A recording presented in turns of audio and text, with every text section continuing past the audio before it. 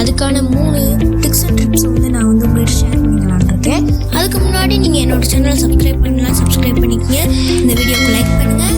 English தெரியாதவங்க நண்பருக்கு வந்து இதை ஷேர் பண்ணுங்கள். வாங்க இப்போ வீடியோவுக்கு போகலாம்.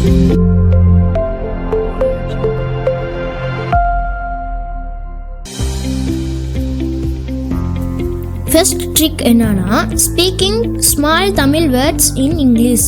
அதாவது நம்ம அன்றாடம் பயன்படுத்துகிற தமிழ் வேர்ட்ஸை வந்து இங்கிலீஷில் நம்ம இம்ப்ரூவ் பண்ணி பேசணும். இப்போ உதாரணத்துக்கு பூனைன்னு நம்ம எடுத்துக்கிட்டோம்னா அதை நம்ம கெட்னு இங்கிலீஷில் சொல்லலாம். இப்போ கதவு, அதை கதவுன்னு நம்ம சொல்லாமல் டோர்னு சொல்லலாம். இப்போ எண்ணல் எடுத்துக்கிட்டோம்னா எண்ணல்னு நம்ம சொல்லாமல் விண்டோன்னு சொல்லலாம்.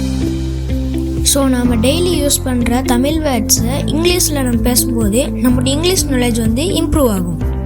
நீங்களே இதை 5 டேஸ்க்கு செஞ்சு பாருங்கள், உங்களுக்கு ஒரு இம்ப்ரூவ்மெண்ட் தெரியும்.